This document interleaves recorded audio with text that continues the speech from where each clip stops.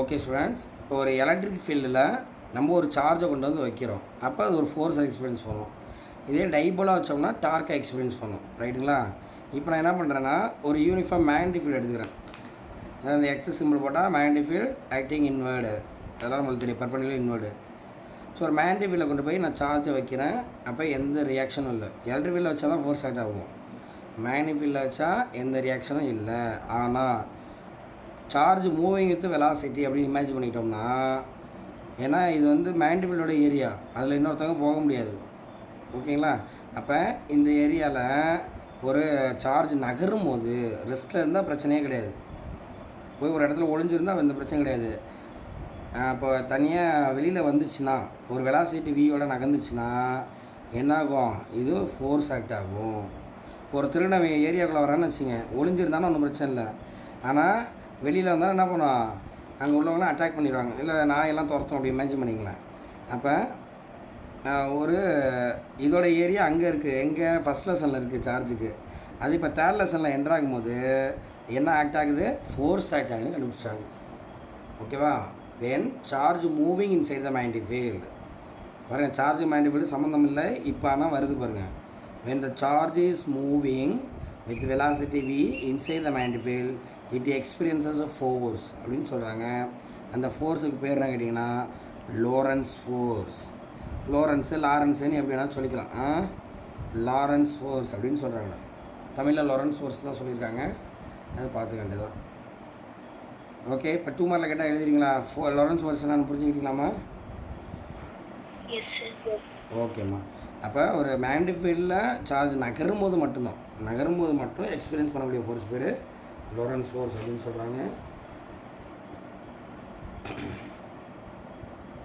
இப்போ என்ன பண்ணுறாங்கன்னா அந்த ஃபோர்ஸோட வேல்யூவை கண்டுபிடிக்க ட்ரை பண்ணுறாங்க. ஓகேவா? எல்லாத்துக்குமே நமக்கு டிட்டர்மினேஷன் இருக்குது, எல்லாத்துக்குமே ஈக்குவேஷன் இருக்குது. இப்போ அந்த ஃபோர்ஸுக்கான வேல்யூ என்ன சார் கண்டுபிடிக்க ட்ரை பண்ணுறாங்க. இப்போ அந்த லோரன்ஸ் என்ன சொல்கிறாங்கன்னா, இந்த எஃப் நீங்கள் ஜென்ரலாக இமேஜின் பண்ணி பாருங்களேன், இந்த எஃப் எதெல்லாம் டிபெண்ட் பண்ணியிருக்கோம்? இந்த பிஏ டிபெண்ட் பண்ணியிருக்க வாய்ப்பு இருக்கா? அப்புறம் இந்த சார்ஜோட வேல்யூ டிபெண்ட் பண்ணியிருக்க வாய்ப்பு இருக்கா? அப்புறம் வி, அப்புறம் எந்த ஆங்கிளில் என்ட்ரு ஆகுது? அப்போ பிக்யூவி சைன் தீட்டா இப்படிங்கிறத அவர் இது பண்ணுறாரு. முக்கியமான 3 மார்க்குமா அழகாக படித்து எழுதலாம். புக் பேக்கில் ஒரு கொஸ்டின் இருக்குது, லொரன்ஸ் ஃபோர்ஸோட ப்ராப்பர்ட்டி அப்படின்னு ஒரு கொஸ்டின் இருக்குது. அப்போ நீ என்ன பண்ணணும்? நான் சொன்ன வார்த்தையை சொல்லிடணும். சார்ஜ் மூவ் ஆகும்போது ஃபோர்ஸ் எக்ஸ்பீரியன்ஸ் பண்ணுதுன்னு அந்த ஃபோர்ஸுக்கு ஃபார்முலா சொல்லிடுங்க. F B q sine theta.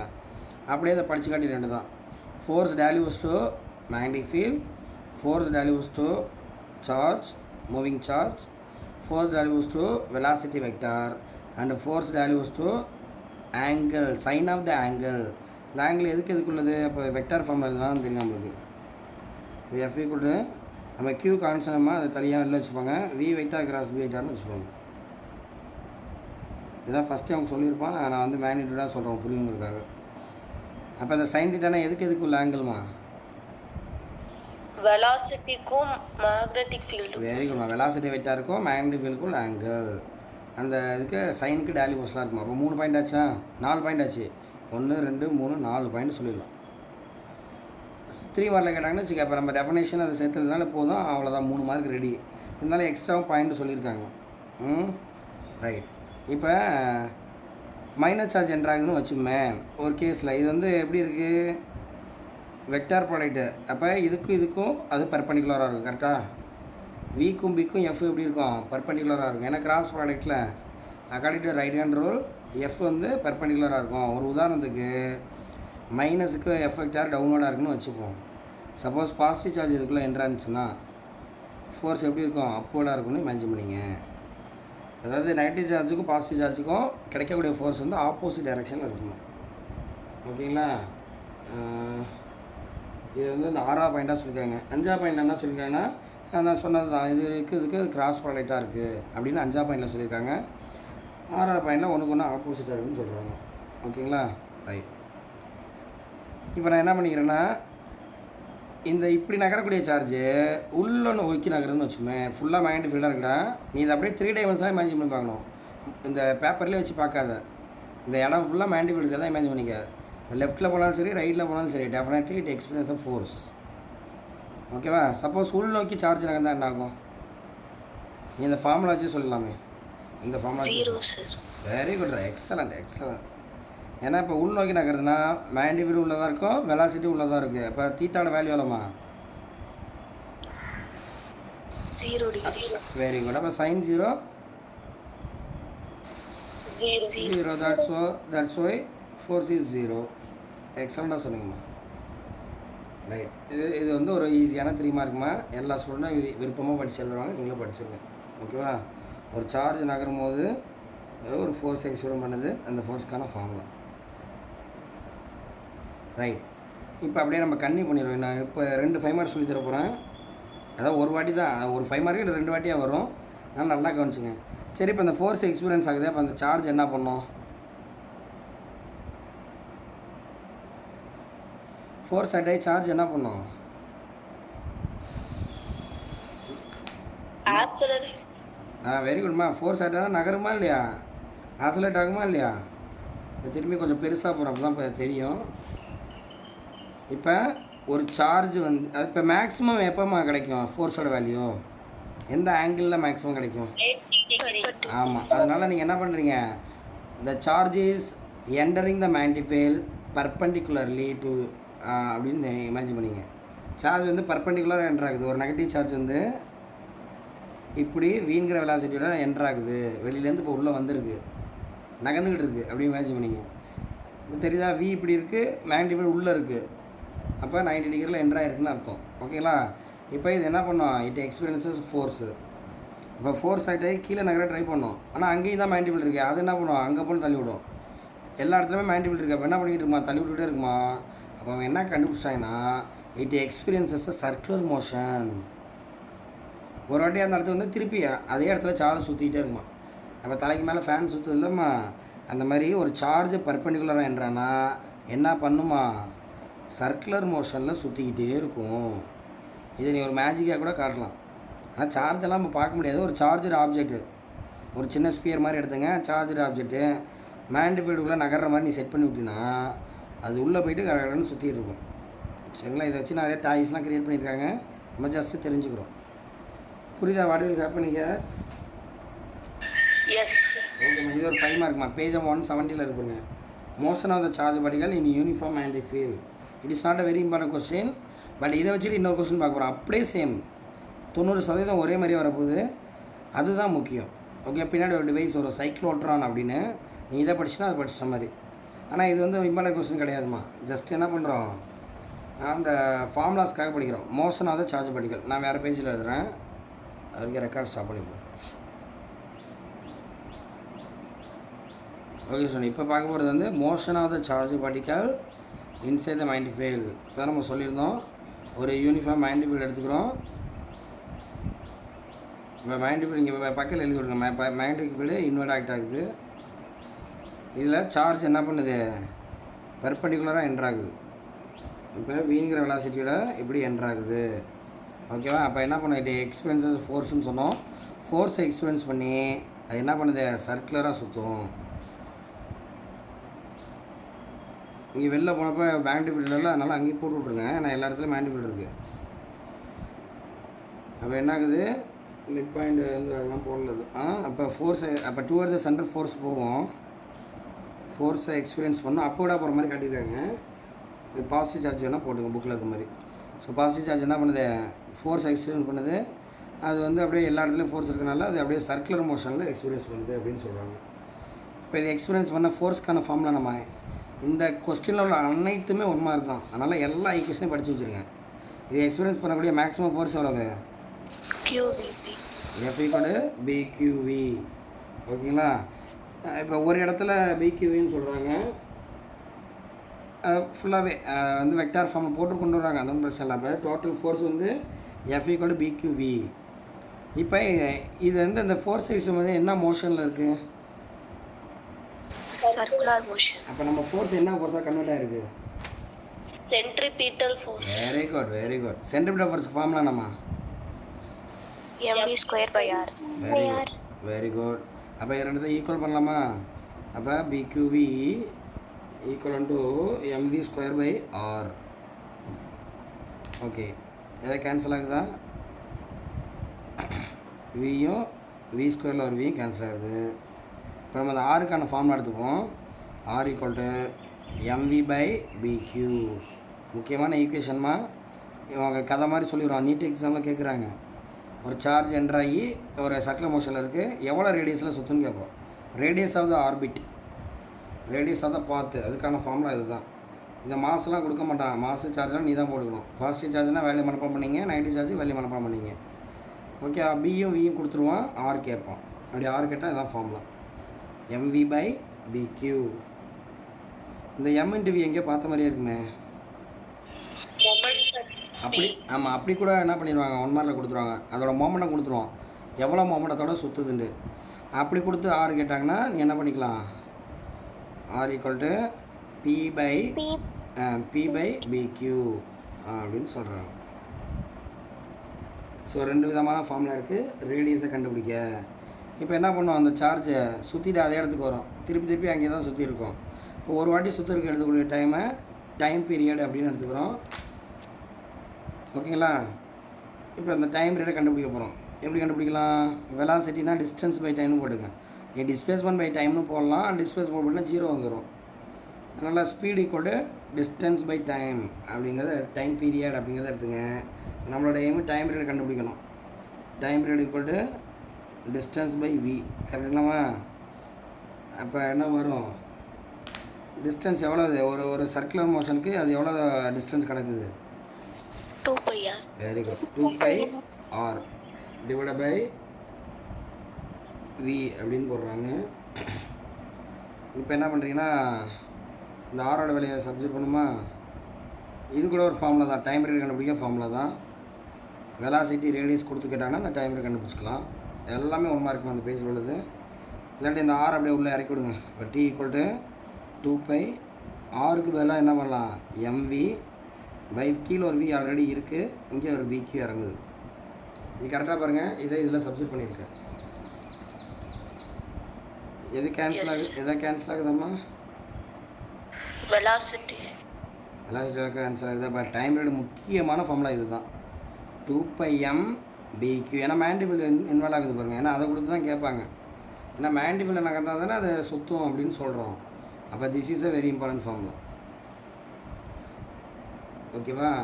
D equal to 2πm by B q. இப்போ கடகடன்னு சுற்றிக்கிட்டே இருக்கும். ஒரு செகண்டில் எத்தனை வாட்டி சுற்றுன்னு கால்குலேட் பண்ணுறாங்க. அதாவது ஒரு செகண்டில் எத்தனை ஆசிலேஷன். அப்போ அது பேர் ஃப்ரீக்வன்சின்னு சொல்லுமா. இப்போ ஃப்ரீக்வன்சி கண்டுபிடிங்க, ஃப்ரீக்வன்சி.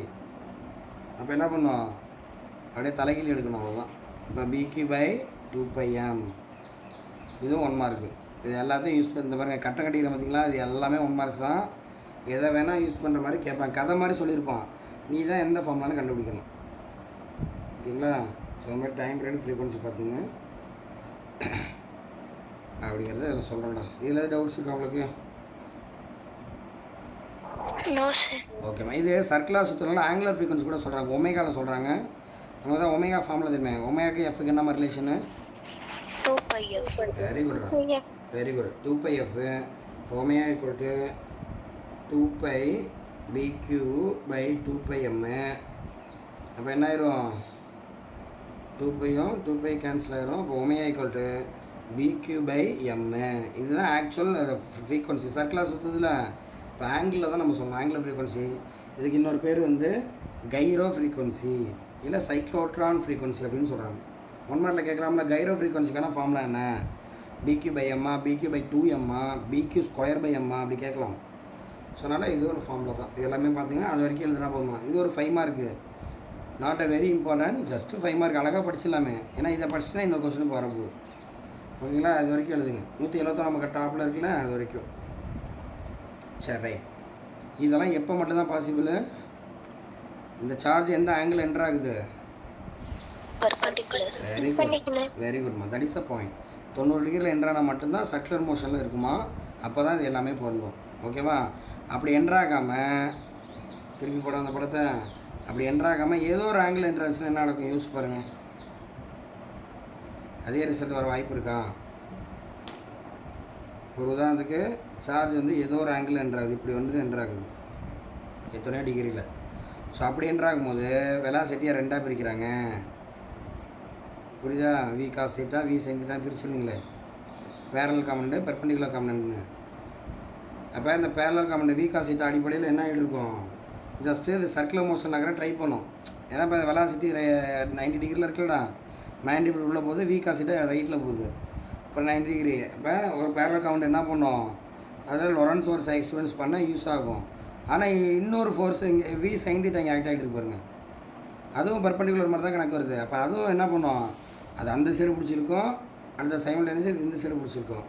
அப்போ என்ன ஆகுன்னு கேட்டிங்கன்னா, அங்கே சர்க்கிளாக சுற்றினது இங்கே எந்த சேஃபில் போகுது, படத்தில் காட்டியிருப்பாங்களே, இப்படி போயிட்டுருக்கும். ஒரே சர்க்கிளாக போகாமல் அப்படி பார்த்து மாறிக்கிட்டே போகும்.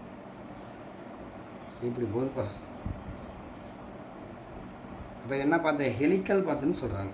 Helical path of electron which observed in the magnetic field. ஓகேவா, அதாவது கதை மாதிரி சொல்கிறாங்க. இப்போ பேரலல் காம்பனண்ட் பெர்பெண்டிகுலர் காம்பனண்ட்டாக பிரிக்கிறோம்.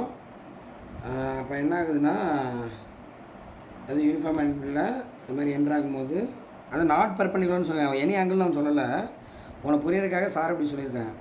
அங்கே பெர்பெண்டிகுலர் ஆகாமல் எனி ஆங்கிள் அப்படின்னு, அதாவது நாட் பெர்பெண்டிகுலர்ங்கிற வார்த்தையை சொல்லியிருக்காங்க. பேஜ் நம்பர் 171 அந்த படம் இருக்குங்களா, இந்த வரைஞ்சிருக்க படம் இருக்கா 3.46, அதுக்கு மேலே ஒரு பேரா இருக்குது பாருங்கள். இது ஒரு 2 மார்க் கொஸ்டினா இல்லை, இதை மட்டுமே 3 மார்க்கில் கேட்கலாம். பெர்பெண்டிகுலராக என்ட்ராகாமல் இருந்துச்சுன்னா என்ன நடக்கும் அப்படின்னா, இந்த படத்தை போட்டு கதையை சொல்லணும். பெர்பெண்டிகுலர் என்ட்ராகலைன்னா வெலாசிட்டியை 2ஆக பிரிக்கிறோம். ஒன் காம்பனண்ட்டு பேரலாக இருக்குது, இன்னொன்று பெர்பெண்டிகுலர் காம்பனண்ட்னு சொல்கிறோம். பேரலல் டு த ஃபீல்டு, அதாவது அப்போ இந்த வி சைன் தீட்டா உள்ளே போகிற மாதிரி இமேஜ் பண்ணிக்கலாம்.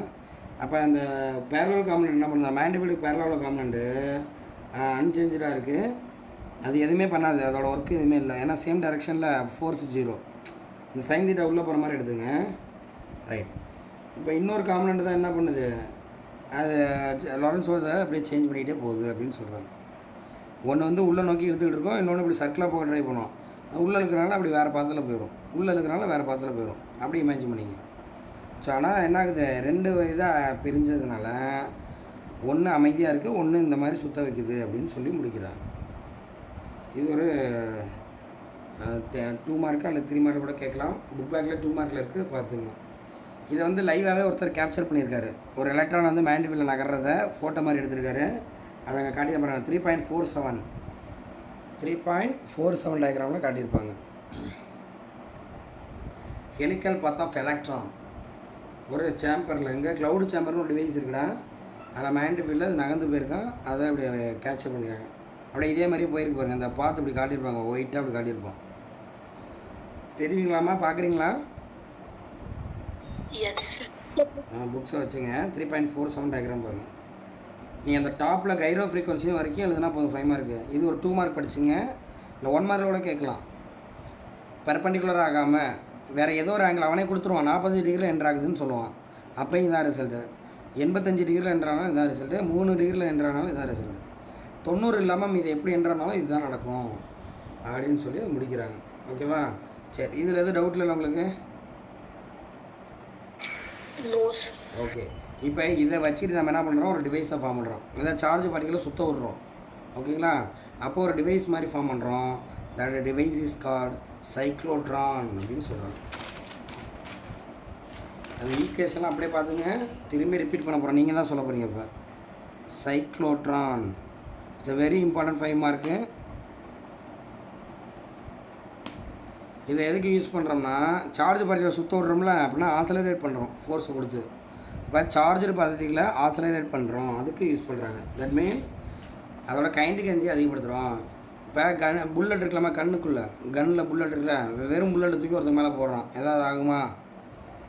ஒன்றும் ஆகாது, ஒரு சின்ன கல்லுப்பட்ட மாதிரி தான். இதே கன்னுக்குள்ளே வச்சு லோட் பண்ணிவிட்டு அமுக்குனா என்ன ஆகிறோம், உயிரே போகிற அளவுக்கு பிரச்சனை வருது. அந்த மாதிரி தான் ஒரு சார்ஜர் பார்ட்டிக்கலை ஒரு டிவைஸ்குள்ளே வச்சு அனுப்பிச்சி விட்டிங்கன்னா ஹை கைண்டிக் எனர்ஜியில் வெளில வரும், அவ்வளோ ஃபஸ்ட்டாக வெளில வரும். ஓகேவா? இப்போ இவ்வளோ ஃபாஸ்ட் இது வந்து எப்படி எடுத்துக்கலாம்னா, நம்ம இந்த டிவைஸ் மாதிரிடா ஃபஸ்ட் லெசனில் இது பார்த்தோம்ல, வேண்டிகிராஃபு சார்ஜ் ஆசிலேட் பண்ணுறோம்ல, அதே மாதிரி தான் இதுவும். அங்கே எலக்ட்ரிக் ஃபீல்டு, இது ஃபுல்லாக மேக்னெட்டிக் ஃபீல்டு. சைக்ளோட்ரான் கொஸ்டின் இருக்குங்க, பேஜ் நம்பர் 174 இருக்குது. கொஞ்சம் பெரிய தியரி கொஸ்டினாக இருக்கும், ஆனால் ஃபுல்லாகவே ஈக்குவேஷன் கவர் ஆகும். தியரிலாம் நீ எழுதுறது தான். ஒரு இன்ட்ரோடக்ஷனு பிரின்சிபல் மட்டும் கரெக்டாக சொல்லிடுங்க. It is a device oscillate the charge particle to gain the large kinetic energy. இந்த லார்ஜுங்க வார்த்தை கண்டிப்பாக இருக்கணும்.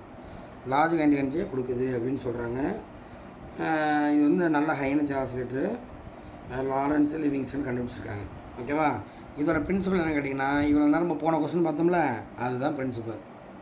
ஒரு மேக்னெட்டிக் ஃபீல்டில் சார்ஜ் நகர்ந்துச்சுன்னா என்ன ஆகும்?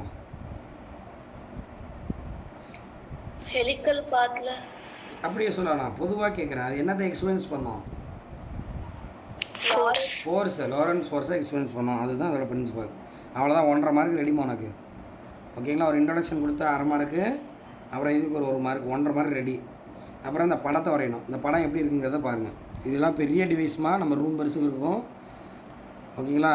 அதை படம் வேணால் அங்கே காட்டியிருப்பாங்க. 3.49 இந்த லாரன்ஸ் லிவிங்ஸ்டன் நிற்கிறாங்க பாருங்கள், பக்கத்தில் ஆப்போசிட்டில் நின்றுட்டு இருக்காங்க. அதை காட்டியிருப்பாங்க. அவ்வளோ பெரிய டிவைஸ் அது. எங்கெல்லாம் கரண்ட்டை ப்ரொடியூஸ் பண்ணுறாங்களோ அங்கெல்லாம் இதெல்லாம் யூஸ் பண்ணாங்க.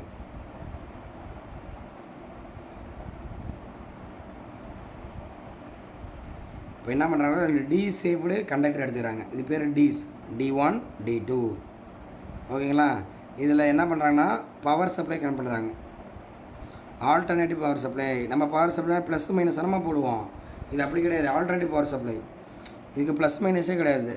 ஃப்ராக்ஷன் ஆஃப் செகண்டில் இது ப்ளஸ்ஸாக மாறும், மைனஸாக மாறும். ப்ளஸ் மைனஸ் மாறிக்கிட்டே இருக்கும். இது பேர் ஆல்டர்னேட்டிவ் கரண்ட். நெக்ஸ்ட் லெசனில் வரும், நம்ம பார்த்துக்கலாம்.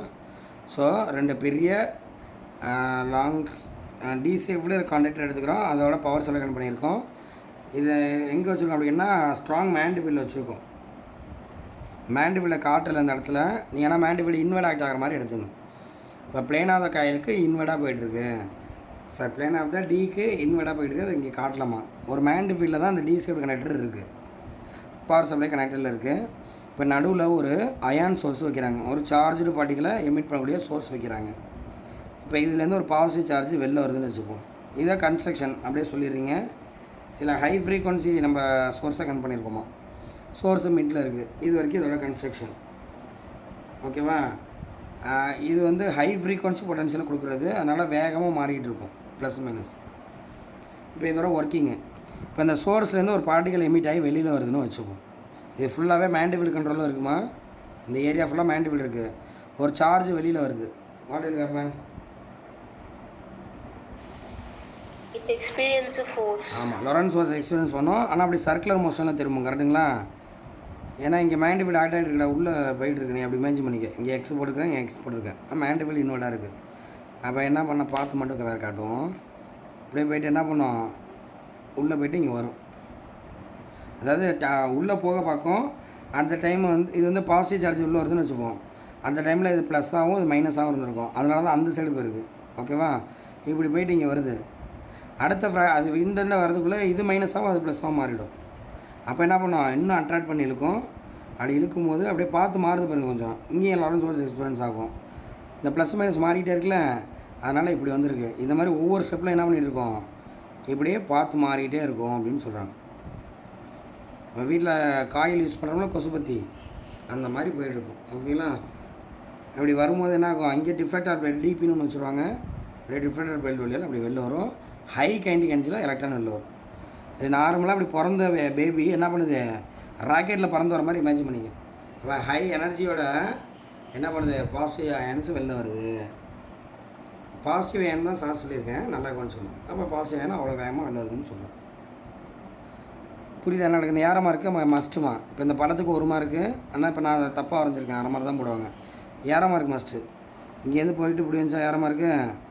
மேலெல்லாம் அப்படியே இந்த சைடு ரைட் சைடில் போட்டிருக்கேன், கீழெல்லாம் லெஃப்ட் சைடு போட்டிருக்கேன். ஸோ இப்படி என்ன பண்ணிட்டு இருக்கு, ஆசலேட் ஆகிட்டு வெளில வரும்போது ஹை கைண்டிக் எனர்ஜியோட ஆசலேட் ஆகி வருது. இதுக்கு காரணம் என்ன, இங்கே ஆல்டர்னேட்டிவ் பவர் சப்ளை வச்சுருக்கோம்.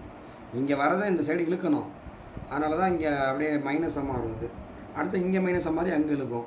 அப்படியே டைரெக்ஷன் மாறிக்கிட்டே இருக்கும். அதனால தான் அதை சுற்றிக்கிட்டு வெளில வருது. ஓகேங்களா? இப்போ அங்கே பார்த்த அனைத்து ஃபார்ம்லையும் திருப்பி எழுதுங்க. எம்இ சர்க்கிளாக சுற்றினால mv²/r. அது எதுக்கு ஈக்குவல், பிக்யூவிக்கு ஈக்குவல். அப்போ ஆருக்கான ஃபார்முலா நம்மளுக்கு தெரியும், mv/qb. கரெக்டுங்களா? அப்புறம் டைம் பீரியடுக்கான ஃபார்முலா தெரியும். என்னம்மா டைம் பீரியட் ஃபார்முலா என்ன பார்த்தோம், 2πr/v. 2πm/2πr/v இல்லாட்டி 2πm பை பிக்யூ. இந்த பி தான் நமக்கு முக்கியம், அதனால் அதே போட்டுடுவாங்க. அடுத்த ஃப்ரீக்வன்சி பிக்யூ பை 2πm அப்படியே தலைக்கீழாக போடுறோம். ஓகேம்மா, ரைட்டு. இப்போ நம்ம மெயினாக பார்க்குற கைண்டிக் எனர்ஜி. இப்போ கைண்டிக் எனர்ஜி ஃபார்ம்லாம் போட்டு விட்ருங்க. Half ME square. ஓகேவா, 1/2 எம் எப்படி இருக்கட்டும். விக்கு வேல்யூ வேணுமே, வி கண்டுபிடிக்கலாமா? இங்கேருந்து வி ஈக்குவல் என்ன வரும்? BQR/M. கரெக்டாமா? எஸ். இதையும் தெரிஞ்சு வச்சுங்க. வீக்கான ஃபார்மில் 1 மார்க்கில் கேட்பாங்க அது எல்லாமே. ஓகேவா, இவ்வளோ ரேடியஸாக பார்த்துல எவ்வளோ ஸ்பீடில் போகணும், அதனால் பார்த்துங்க. அப்போ எம்வி ஸ்கொயரா, அப்போ இதை ஸ்கொயர் பண்ணி தான் போகணும். P square Q square R square by M square. M cancel ஆகிரும். அப்போ half P square Q square R square by M மட்டும் வரும். இதுதான் கேக்கான ஃபார்முலா. ஓகேவா, இவ்வளோ விஷயங்கள் இப்போ கட்ட கட்டியிருக்க பாருங்க, எல்லாத்தையும் மாப்பளம் பண்ணி 2 தான். ஓகேவா, அவ்வளோதான் 5 மார்க்கு. அப்படியே கதையை கொஞ்சம் சொல்லிவிட்டு ஈக்குவேஷன் எழுதிடணும். ஓகேவா, இதில் ஒரு விஷயத்தை கேட்டிங்கன்னா கவனிச்சிங்கன்னா, எப்படி சார் வேகம் அதிகமாகுங்கிறீங்க?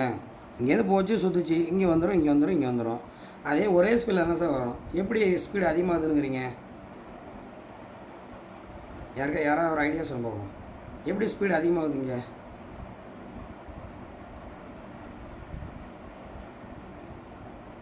ஏன்னா ஈச் அண்ட் எவரி ஸ்டெப்லையும் லொரன்ஸ் ஃபோர்ஸ் ஆக்ட் ஆகிட்டு இருக்குது. இங்கேருந்து வெளில வரும்போது லொரன்ஸ் ஃபோர்ஸு, அதனால தான் இப்படி வந்துருக்கு வேகமாக. அடுத்து எக்ஸ்ட்ரா லொரன்ஸ், அது ஆல்ரெடி வேகமாக வந்துருக்கு, அதெல்லாம் லொரன்ஸ் ஃபோர்ஸ் சேருது. இப்போ இன்னும் வேகமாக போகும். ஆல்ரெடி வேகமாக வந்திருக்கல லொரன்ஸ் ஃபோர்ஸ் ஆக்ட் ஆனால் இன்னும் வேகமாக. அப்படி தான் ஒவ்வொரு ஆர்பிட்லேயும் ஃபோர்ஸ் வந்து அதிகமாகுது. அதாவது ஃபோர்ஸ் அதிகமாகலை, அதோட ஸ்பீடு அதிகமாகுது, ஆக்ஸலரேஷன் அதிகமாகுது. இதை நீ லைவாக எங்கே பார்க்கலான்னா இந்த ஃபார்ம்னால பார்க்கலாம். இதில் பாருங்களேன், M constant, Q constant, P constant. அப்போ ஆர் எப்படி இருக்குது? சரி, ஆர் டேலிவஸ் வி கரெக்ட். அவ்வளோதான்டா. இதை எப்படி சொல்கிறத விட வி டேலிவஸும் ஆர்னு சொல்லலாம். இப்படி தான் சொல்லியிருக்காங்க புக்கில். இல்லை ஆர் டேலிவஸ் வி தான் சொல்லியிருக்காங்க, ஆனால் நீ இப்படி போட்டுங்க, வி டேலிவஸ் டு ஆர். அப்போ ரேடியஸ் அதிகமாக என்ன ஆகிட்டு இருக்கு?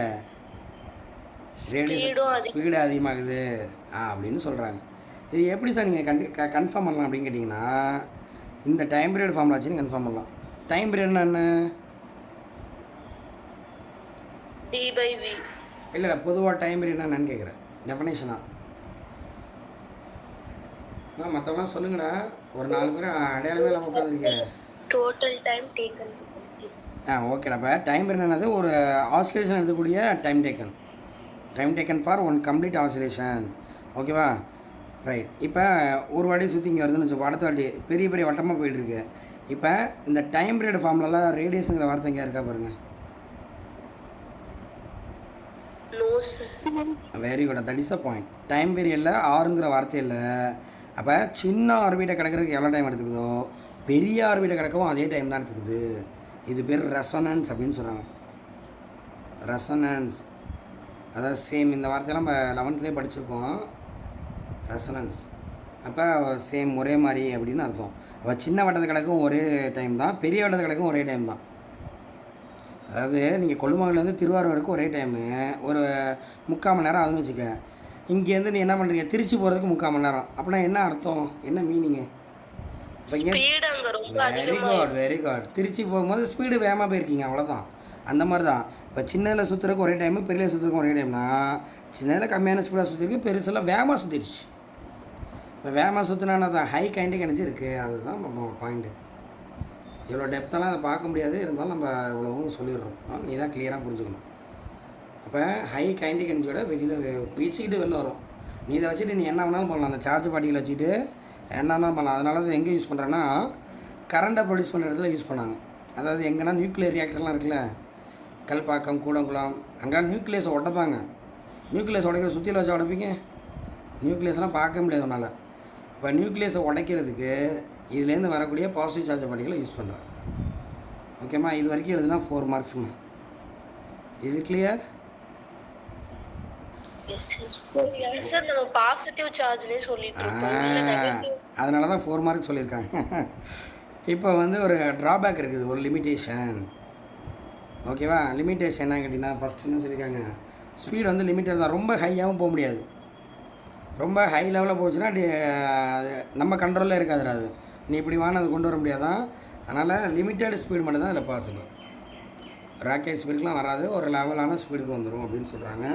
இப்போ முக்கியமாக ரெண்டாவது பாயிண்ட் வந்து எலக்ட்ரான் கேனாட் பி ஆசிலேட்டட், அதுதான் முக்கியமான ட்ராபேக். நெகட்டிவ் சார்ஜ் என்ன பண்ண முடியாது, நீ எலக்ட்ரான் நாட் ஆசிலரேட்டட்.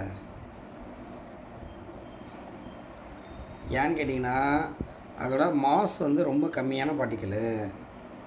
மாஸ் எப்படி இருக்குது, ப்ரோட்டான் பண்ணும்போது மாஸ் ரொம்ப கம்மியான பார்ட்டிக்கலு. அப்போ இந்த ஆசிலேட் பண்ணும்போது அந்த மாஸ் என்ன மாறிடும், தூசாக மாறிடும் அப்படின்னு ஞாபகம் வச்சுக்கோ. அந்த மாசு காணா போயிடும். இப்போ நம்ம ஃபோன் பேசுகிறோம், ஃபோன்லேருந்து சிக்னல் போயிட்டுருக்கு, நம்ம சிக்னலை பார்க்க முடியுமாமா? ஏன் பார்க்க முடியல? ரொம்ப சின்னது இல்லை, அதோட ஸ்பீடு எப்படி சின்னது ஒன்று, ஸ்பீடு எப்படி அது 3x10⁸ அந்த ஸ்பீடில் போயிட்டுருக்கு, அதனால தான் பார்க்க முடியல. சப்போஸ் சிக்னலாக ஸ்லோவாக போச்சுன்னு வச்சுக்க, நம்ம தெரு ஃபுல்லாக ஒட்டடை பிடிச்ச மாதிரி நூல் நூலாக இருக்கும். இமேஜின் பண்ணி பாருங்கள். இப்போ நம்ம எல்லாருமே ஃபோன் யூஸ் பண்ணுறோம், டிவி எல்லாமே சிக்னல் யூஸ் பண்ணுறோம், அந்த சிக்னல்லாம் சூப்பர் ஃபாஸ்ட்டில் போயிட்டுருக்கு, அதனால தான் நம்மளால் பார்க்க முடியல. ஓகேவா? இதே பொறுமையாக போச்சுன்னு வச்சுக்க, 3x10⁸ இல்லாமல் எப்படி எடுத்துக்கலாம், 10⁵ வச்சுங்களேன். 3x10⁵ ஸ்பீடில் போச்சுன்னா நம்ம ஏதோ ஒன்று பறக்கிற மாதிரி பார்க்கலாம். ஒரு லைன் நூல் நூலாக போகும், அப்போ நம்ம ஊர் ஃபுல்லாகவே நூல் நூலாக இருக்கும். புரியுதா? ஒட்டடை பிடிச்ச மாதிரி இருக்கும் அப்படின்னு இமேஜின் பண்ணி பாருங்கள். அந்த மாதிரிலாம் இல்லை பாருங்கள். சரி, இதை எதுக்கு சொல்ல வரோன்னா, அந்த மாதிரி ஸ்பீடு வந்து லிமிட்டட் தான். இது வந்து ரொம்ப ஸ்பீடாக போயிடுச்சுன்னா நம்ம கண்ட்ரோல் இல்லாமல் போயிடும். இன்னொன்று இந்த மாஸ் வந்து ரொம்ப கம்மி எலக்ட்ரானுக்கு. அப்போ E=mc² சொல்கிறோம்ல, இப்போ எலக்ட்ரானை பொறுத்த வரைக்கும் மாஸ் கம்மி, அப்போ லீடு பண்ணுறது ஸ்பீடு மட்டும்தான். இப்போ ஸ்பீடு அதிகமாக அது கம்ப்ளீட்டாக என்ன மாறிடும், ஸ்பீடு அதிகமாக அது கம்ப்ளீட்டாகவே எனர்ஜியாக மாறிடும். அதனால் என்ன சொல்கிறேன்னா, எலக்ட்ரானை ஆசிலேட்டே பண்ண முடியாது, அது ஒரு எனர்ஜியாக மாறிடும். ஒரு பார்ட்டிக்கல் வந்து எனர்ஜியாக மாறிடும். அதுக்கப்புறம் நீ எப்படி யூஸ் பண்ணுவது, அவ்வளோதான். அதனால இதை சொல்கிறேன். ஆனால் ப்ரோட்டானை பொறுத்த வரைக்கும் ஓரளவு நீ யூஸ் பண்ணலாம். ஓரளவு அது மாஸாகவே இருக்கும், ஹை கைண்டிக் எனர்ஜியில் வரும். ஆனால் எலக்ட்ரானை பொறுத்த வரைக்கும் அது எனர்ஜியாக மாறிடும், ஒரு ஹை ஸ்பீடை நெருங்கினாலே இதாக மாறிடும் அப்படின்னு சொல்கிறேன். அப்புறம் வந்து சார்ஜ்லெஸ் பார்ட்டிகளையும் நீ பண்ண முடியாது. பாசிட்டிவ் சார்ஜை மட்டும்தான் நீ இதில் பண்ணலாம், எலக்ட்ரானையும் பண்ண முடியாது, சார்ஜ்லெஸ் பார்ட்டிகளையும் நீ பண்ண முடியாது அப்படின்னு சொல்லி அதை முடிக்கிறாங்க. இதுக்கு 1 மார்க்கு, இல்லாட்டி 2 மார்க்கில் கூட கேட்குறாங்க ட்ராபேக்ஸ். ஸோ அதனால் அதையும் சேர்த்து பிடிச்சிங்க. ஓகேம்மா, இது வரைக்கும் பார்த்ததுல டவுட் இருக்கா? ஓகேம்மா, இப்போ நம்மளுக்கு என்ன கன்க்ளூட் ஆச்சு, ஒரு சார்ஜர் பார்ட்டிக்கல் மேண்டிபிளாக நகர்ந்தால் லொரன்ஸ் ஃபோர்ஸ் ஆக்ட் ஆகுன்னு சொன்னோம். அதுக்கான ஃபார்முலாஸ் நம்மளுக்கு தெரியும். இப்போ ஏதாச்சும் ஒரு சம்மு கேட்டுருக்காங்க பாருங்கள்.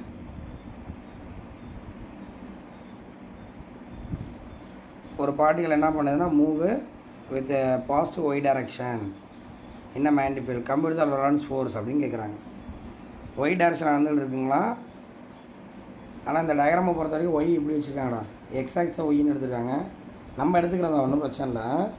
இங்கே எக்ஸ் எடுத்துருக்காங்க, வெளியில் வரக்கூடியது உங்கள் மொபைல்லேருந்து உங்கள் கண்ணை நோக்கி வரக்கூடிய ஆக்சஸ் எக்ஸு, இங்கே உள்ளது ஒய், மேலே போகிறது இசட், இப்படி எடுத்துக்கிறாங்க. இப்போ சார்ஜ் பார்ட்டிகல் என்ன பண்ணுது, இசட் டைரக்ஷன் ஒய் டைரக்ஷனில் போயிட்டுருக்கு. இப்போ 3 விதமான கொஸ்டினாக கேட்டிருக்காங்க. Computer Lorentz force by the particle, magnetic field Y டைரக்ஷனாக இருக்குடா, அவன் நகருதுன்னு சொல்லலை. இது பொதுவாக கான்செப்ட். மேக்னெட்டிக் ஃபீல்டு ஒய் டைரக்ஷனில் இருக்குது, இது ஃபிக்ஸடு. ஃபஸ்ட் கொஸ்டின் என்ன கேட்குறான், லொரன்ஸ் ஃபோர்ஸை கண்டுபிடிக்க சொல்கிறான். என்னென்னு, when the particle ஏமா இப்படி குழப்புறாங்க அதில்? அதில் நகருதான். ஆமாம், வீல தான் நகர்ந்துட்டு இருக்குடா. ஆனால் மேண்டிஃபைட் டைரக்ஷன் வந்து நான் ஃபஸ்ட் என்ன சொல்கிறாங்க, ஒய் ஆக்ஷன் எடுத்து சொல்கிறாங்க, அப்புறம் இசட் ஆக்ஷன் எடுத்துக்கிறாங்க, அப்புறம் இசட் ஒய் பிளேன்னு சொல்கிறாங்க, அப்படி கண்டுபிடிக்க சொல்கிறாங்க. ரைட்டா? ரைட். அப்போ மேண்டிஃபைட் இப்படி ஆகிட்டு இருக்குது, வெலாசிட்டியும் சேம் டைரக்ஷனில் இருக்குது. அப்போ ஃபோர்ஸோட வேலையை நீயே சொல்லாமே, அவ்வளோதான். sin 90 sin 0ங்கிறதுனால 0. அடுத்த 2ஆம் டயக்ராமு,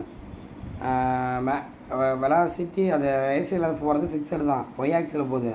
ஆனால் மேண்டிஃபைடு இசட் டைரக்ஷன் சொல்லியிருக்கான், மேல் நோக்கி இருக்குது. அப்போ ஆங்கிள் எவ்வளோமா, 90 டிகிரி. அப்போ மேக்ஸிமம் வேல்யூ இருக்கும். அப்போ இந்த வெக்டார் ஃபார்ம்லேயே போடுறாங்க, V J cap B K cap, Y axis Z axis. அப்போ ஜே கிராஸ் கேன்னு என்ன வந்துடும், ஐ கேப். ஆமாம், அப்போ கியூபி ஐ கேப். இந்த மாதிரி கண்டுபிடிக்குது என்ன டைரக்ஷனு. அதுக்காக தான் நம்ம 11th இந்த ஸ்கேலார் வெக்டர்லாம் பார்த்துருக்கோம், அதை பார்த்துங்க.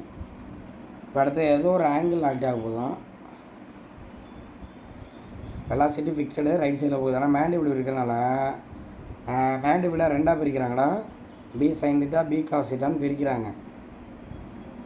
நீ என்ன பண்ணலாம், இது வந்து ஒரு கிராஸ் ப்ராடக்ட்டு கரெக்டுங்களா? ஸோ அப்படிங்கும்போது ஜே கிராஸ் ஜே என்ன ஆயிரும், 0. இது ரெண்டுத்துமே பெருக்கணும். இப்போ ஃபஸ்ட்டு இது ஜே கிராஸ் ஜே 0 ஆயிரும், ரெண்டாவது இது மட்டும் வரும், அது மட்டும் தான் இன்வால்வ் ஆகும். அப்போ அந்த வெர்டிக்கல் காம்பனண்ட் இன்வால்வ் ஆகாது. அது அங்கே பார்த்தீங்கன்னா கன்ஃபியூஸ் ஆகிடலாம். அந்த பியை ரெண்டாக பிரிங்க, B sine theta B cos தீட்டான்னு பிரிங்க. அப்போ அந்த சாரி இது பி காஸ் தீட்டா இங்கே இருக்கும், பி காஸ் தீட்டாவும் வெலாசிட்டி சேம் டைரக்ஷன், அதனால் இதில் எஃபெக்ட் இருக்காது, இந்த எஃபெக்ட் மட்டும் தான் இருக்கும். அதனால தான் சைன் தீட்டா எஃபெக்ட் மட்டும் தான் இருக்கும் அப்படின்னு சொல்லி அதை முடிக்கிறோம். ஓகேவா? இது ஒரு சம்மு. அப்புறம் இது முக்கியமான 1 மார்க்கில் வேறு எதில் கேட்குறதுல work done by the Lorentz force, முக்கியமான வார்த்தை work done by Lorentz force. இப்போ ஃபோர்ஸுக்கான ஃபார்முலா தெரியும், ஒர்க்கு கண்டுபிடிக்கிறாங்க. ஒர்க்குக்கு ஃபோர்ஸு ரிலேஷன் தெரியும் நம்மளுக்கு, FW=FV/dt அப்படிங்கிறத கொண்டு வந்திருக்காங்க. இல்லை ஃபோர்ஸோட ஃபார்முலா சப்ஸ்டிட் பண்ணுறாங்க. இப்போ இதில் என்ன பண்ணுறோம்னா நடுவில் பி வெக்டாரை காமனாக வச்சுங்க, பி வெக்டாரை கிராஸ் மல்டிப்ளை பண்ணுறாங்க, டாட்டும் பண்ணுறாங்க. இந்த மாதிரியான சம் எங்கேயாவது பார்த்துருக்கீங்களாடா உங்களோட 11th ஸ்டாண்டர்டில்? ஒரு குவான்டிட்டியை இன்னொரு குவான்டிட்டியால் சேம் குவான்டிட்டியால் கிராஸும் பண்ணணும் டாட்டும் பண்ணணும். இப்போ பி வெக்டார் காமன்றா, முன்னாடி வி வெக்டாரை கிராஸ் பண்ணுறாங்க, ஃபஸ்ட்டு டாட் பண்ணிடுங்க, முன்னாடி வி வெக்டாரை டாட் பண்ணுறாங்க, அப்புறம் கிராஸ் பண்ணுறாங்க. இதோட ஆன்சர் என்னவாக இருக்கும்? எதுவுமே தரனா 0ன்றது அவ்வளோதான், அதான் ஆன்சரு 0. இப்போ ஒர்டனோட வேல்யூ 0மா. அப்போ லொரன்ஸ் ஃபோர்ஸ் ஆகிட்டா என்ன பண்ணுது, எந்த ஒர்க்கும் பண்ணல, ஏன்னா அந்த பார்ட்டிகள் அங்கே தானே சுற்றி இருக்குது, ஆரம்பிச்சதுக்கு திருப்பி வரும், அவ்வளோதான். அப்போ என்ன ஒர்க்கு அது சார் சொல்கிற புரியுதா? பார்ட்டிகள் அது பாடு சுற்றி இருக்குது, ஆரம்பிச்சதுக்கு திருப்பி வரும். அப்போ டிஸ்பிளேஸ்மெண்ட்டு 0, ஒர்க்கு 0. இது ஒரு 1 மார்க் கொஸ்டின். இல்லை அவன்கிட்ட டேட்டாலாம் கொடுப்பான், எஃப் வேல்யூ பி வேல்யூ எல்லா வேல்யூயும் கொடுத்துவிட்டு work done by the Lorentz ஃபோர்ஸ்னு கேட்பான். லொரன்ஸ் ஃபோர்ஸ் நீ வார்த்தையை பார்த்துட்டு ஒர்க் டன் இருந்தால் கண்டிப்பாக அது என்ன தான், அது 0. எனி கேசஸ் எப்படி எடுத்துக்கிட்டாலும் ஆன்சர் 0 தான். இது முக்கியமான 1 மார்க்குமா, அதை பார்த்துங்க. இப்போ நோட் பண்ணிட்டீங்களா? எஸ். அப்புறம் நம்ம கொடுத்துருக்காங்க ஒர்க் டன் 0 மீன் பவரும் 0 தான் போட்டிருக்காங்க. அதே பார்த்து வச்சுங்க, அதெல்லாம் 1 மார்க்கில் கேட்கலாம். அப்புறம் motion of the charge particle formulas பார்த்துருக்கோம். அம்மா இந்த கொஸ்டின் நிறைய அடி கேட்டிருக்காங்கடா, இதையும் பார்த்துங்க, எக்ஸாம்ஸில் கேட்டிருக்காங்க, இந்த ஆஃப் இயர்லி எக்ஸாம் அந்த மாதிரி. என்ன பண்ணுறாங்க, ஒரு எலக்ட்ரான் வந்து மேண்டிஃபில் மூவ் ஆகுது, நம்ம சைக்கிளோடலாம் தான் யூஸ் பண்ண முடியாதுன்னு சொன்னோம், இது நகருது கொடுத்துருக்காங்க. ஓகேவா? ஒன்றும் பிரச்சனை இல்லை. ஸோ ஒரு மேண்டிஃபில் 90 டிகிரியில் நகருது, மேண்டிஃபில் வேல்யூ கொடுத்துட்டாங்க, ரேடியஸ் வேல்யூ கொடுத்துட்டாங்க, ஸ்பீடு கண்டுபிடிக்க சொல்கிறாங்க. டேரக்ட் ஃபார்முலா தானே, ஸ்பீடு ஃபார்முலா முக்கியம்னு சொன்னோமா இல்லையா, நோட் பண்ணியிருப்பேன், BQR/M. அவ்வளோதான், எல்லா வேலையும் சப்ஜெக்ட் பண்ண ஆன்சர் வந்துடும். ரொம்ப சிம்பிள் கொஸ்டின்னு, முக்கியமான கொஸ்டின், அதை பார்த்துங்க. அடுத்து இந்த கொஸ்டின்லாம் பார்த்தீங்கன்னா ரொம்ப பெருசாக இருக்கு பாருங்கள், இதெல்லாம் கேட்குறதுக்கான வாய்ப்பு கம்மி தான், அதனால் இதெல்லாம் ஸ்கிப் பண்ணிடலாம். சும்மா ஃப்ரீ டைமில் எடுத்து பாருங்கள். அதே தான் ஃபோர்ஸு ஆசலேஷன் கேட்குறாங்க, எஃப்ஐ கண்டுபிடிச்சிட்டு நீ ஏ கண்டுபிடிச்சிக்க வேண்டியது தான். ஓகேவா? ரொம்ப சிம்பிள் தான், அது பார்க்குறேன்னா பார்த்தீங்கன்னா பெரிய கொஸ்டின்ஸு.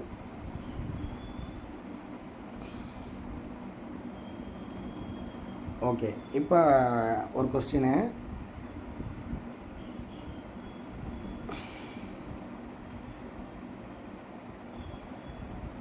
ரியாக்ஷன் போட்டால் என்ன அர்த்தம்? Magnetic field inward. இப்போ ஒரு சார்ஜ் என்ன ஆகுதுன்னா இந்த இடத்துல பர்பெண்டிகுலராக நகர்ந்து போகுது, ஒரு நெகட்டிவ் சார்ஜ் எடுத்துமா பர்பெண்டிகுலராக என்ட்ராகி போகுது. இப்போ இங்கே என்ன ஃபோர்ஸ் ஆக்ட் ஆகும்? Lawrence force. ஓகேவா? அது பாட்டு ஆக்ட் ஆகிட்டு இருக்கு. இப்போ சும்மா இல்லாமல் நான் என்ன பண்ணுறேன், இங்கே ஒரு பாசிட்டிவ் பிளேட் வைக்கிறேன். ஃபஸ்ட் லெசனில் பார்த்தோம்ல பிளேன் ஷீட்டு, இங்கே பாசிட்டிவ் வச்சிடுறேன், இங்கே நெகட்டிவ் வச்சிடுறேன். அப்போ ப்ளஸ்லேருந்து மைனஸ்க்கு யார் போவா? Electric field. வெரி குட்மா. அப்போ மேக்னெட்டிக் ஃபீல்டும் ஆக்ட் ஆகுது ஒரு இடத்துல, எலக்ட்ரிக் ஃபீல்டு ஆக்ட் ஆகுது. இதை கிராஸ்டு ஃபீல்டுங்கிறாங்க, ஏன்னா மேக்னெட்டிக் ஃபீல்டு உள்ளே போயிட்டுருக்கு, எலக்ட்ரிக் ஃபீல்டு ரைட் சைடில் போயிட்டுருக்கு. அப்போ கிராஸ்டு ஃபீல்டு ஒரு ப்ளஸ் மாதிரி இமேஜின் பண்ணிங்க. போட்டால் ப்ளஸ் மாதிரி தான் இருக்கா, அது கிராஸாக தான் கிராஸாக போட்டு விட்டேன். நான் ப்ளஸ் மாதிரி இமேஜின் பண்ணிக்கடா. மேக்னெட்டிக் ஃபீல்டு உள்ளே போயிட்டுருக்கா, எப்படி போகிறது, உள்ளே போகிற மாதிரி போட முடியாது, நீ இமேஜின் பண்ணிக்க. மேக்னெட்டிக் ஃபீல்டு உள்ளே போயிட்டுருக்கு, எலக்ட்ரிக் ஃபீல்டு ரைட்டில் போயிட்டுருக்கு. இப்போ இதுதான் கிராஸ்டு மேக்னெட்டிக் ஃபீல்டு. இப்போ என்ன நடக்கும் அப்படின்னு கேட்குறாங்க. எலக்ட்ரிக் ஃபீல்டு இருக்குது, மேக்னெட்டிக் ஃபீல்டு இருக்குது. இப்போ இந்த எலக்ட்ரான் யாருக்கு ரியாக்ட் பண்ணும்? அவங்களோட எலக்ட்ரிக் ஃபீல்டுக்கு ரியாக்ட் பண்ணுமா இல்லை மேக்னெட்டிக் ஃபீல்டுக்கு ரியாக்ட் பண்ணுமா? கிளாஸ் டீச்சர் சொல்கிற கேட்குமா, பக்கத்து டீச்சர் சொல்கிற கேட்குமா? அவங்களோட கிளாஸ் டீச்சர் எலக்ட்ரிக் ஃபீல்டு, பக்கத்து கிளாஸ் டீச்சர் மேக்னெட்டிக் ஃபீல்டு. இப்போ யார் சொல்கிறது அது கேட்கும்? அது ஒரு ஸ்டூடெண்ட்டாக இமேஜின் பண்ணிங்க. ஸ்டூடெண்ட் டீச்சர் சொன்னாலும் நல்லதான் சொல்லுவாங்க. யார் ரொம்ப அதிகமாக சொல்கிறாரோ அதை கேட்டுக்க வேண்டியதான். ஓகே, அப்போ அந்த எலக்ட்ரான் என்ன பண்ணுவோம்? ரெண்டுக்குமே ரியாக்ட் பண்ண ட்ரை பண்ணுமா? அப்போ யார் அதிகமாக வேல்யூ இருக்காங்களா? மேக்னெட்டிக் ஃபீல்டு அதிகமாக இருந்தால் மேக்னெட்டிக் ஃபீல்டு டைரக்ஷனில் போயிடும், எலக்ட்ரிக் ஃபீல்டு அதிகமாக இருந்தால் எலக்ட்ரிக் ஃபீல்டு டைரக்ஷனில் போயிடும். சப்போஸ் ரெண்டு பேரும் ஈக்குவலாக இருக்காங்க, ஒரே மாதிரியே சொல்லி தராங்கன்னா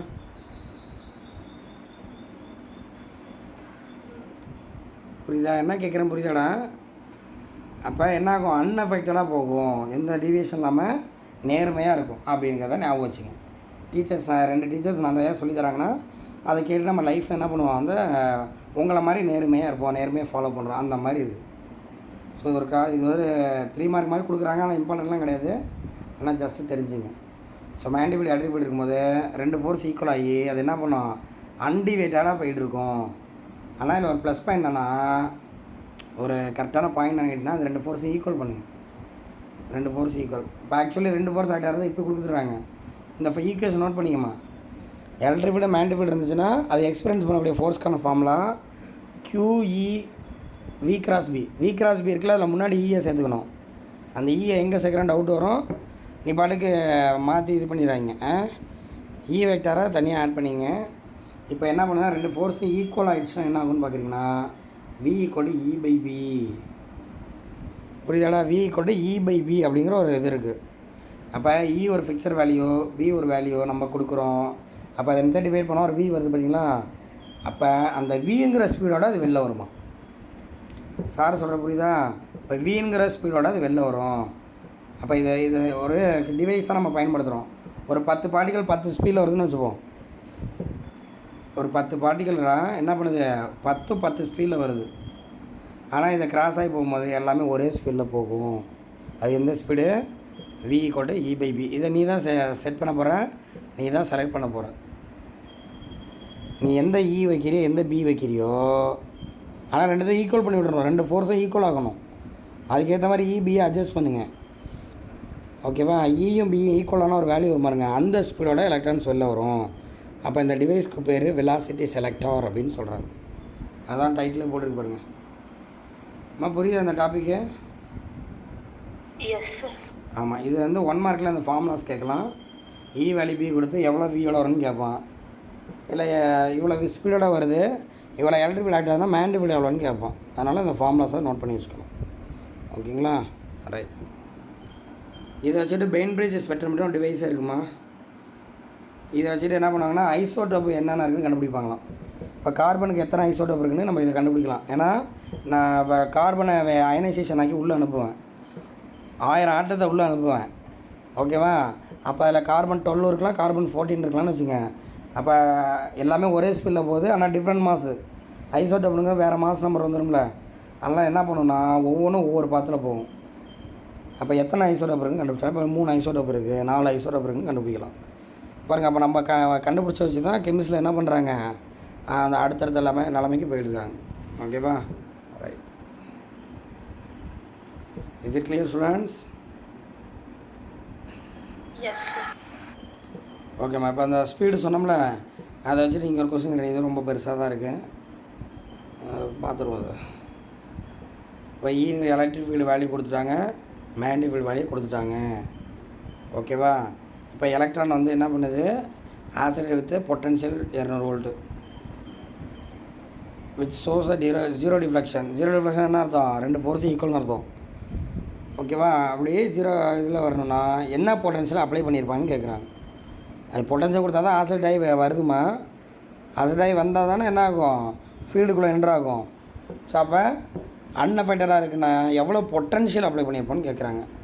பொட்டன்ஷியல் கண்டுபிடிக்கணும், நீ என்ன பண்ணணும், நம்ம என்னென்னமோ கண்டுபிடிச்சிருங்க. பொட்டன்ஷியல் கண்டுபிடிக்கிறோம்.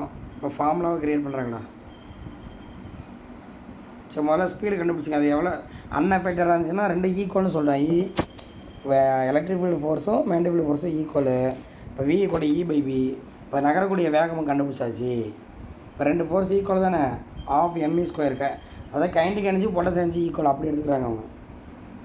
எந்த டீவியேஷனும் இல்லாமல் நேராக போகுதுன்னா kinetic energy potential energy equal. அப்போ அதை வச்சுட்டு வீக்கான ஃபார்முலா உருவாக்குறாங்க. இந்த ஃபார்முலா வந்து ரொம்ப முக்கியம்டா உனக்கு.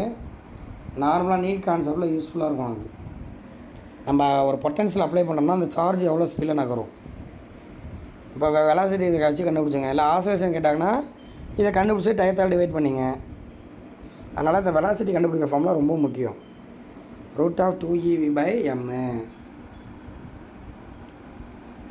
அப்போ எல்லா டேட்டா அப்ளை பண்ணிங்கன்னா என்ன கிடச்சிருது,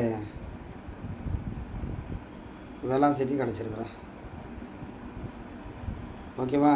இப்போ நம்மளோட எய்ம் வந்து பொட்டன்ஷியல் கண்டுபிடிக்கணும். பொட்டன்ஷியலை இந்த ஈக்குவேஷன்லேயே கொண்டு வராங்க. வர திருப்பி அதே ஃபார்முலா தான். வியை மட்டும் அப்படி வச்சுங்க, ஐயை தொலைச்சி விடுங்க. அப்போ ½ mv²/e. இந்த மாதிரி நீங்கள் தான் ஃபார்முலா உருவாக்கணுமா. ஃபிசிக்ஸை பொறுத்த வரைக்கும் இதுதான் சேலஞ்சு. ஃபார்முலாவை முதல்ல கண்டுபிடிக்கணும், அப்புறம் தான் நீ சப்ஸ்டிட் பண்ணி ஆன்சர் கண்டுபிடிக்க முடியும். இப்போ மேத்தமெட்டிக்ஸ்லாம் ஃபார்முலா கொடுத்துருவாங்க, நீ சப்ஸ்டிட் பண்ணி ஆன்சர் கண்டுபிடிச்சிருவ. இங்கே வந்து ஃபார்முலாவே நீ தான் கண்டுபிடிக்கணும். எந்த சமுக்கு எப்படிலாம் கேட்பாங்க. அப்போ பொட்டன்ஷியல் இப்படி ஒரு ஃபார்முலா எங்கேயுமே கிடையாது பாரு புக்கில். ஆனால் நீ உருவாக்கணும். இங்கே போட்டிங்கன்னா இத்தனை வோல்ட்டுன்னு வருது. இவ்வளோ வோல்டேஜ் அனுப்புறதுனால தான் 2 ஃபோர்ஸ் ஈக்குவலாகி என்ன இருக்குது, அது 0 டிஃப்ளெக்ஷனில் இருக்குது அப்படின்னு சொல்லியிருக்காங்கம்மா.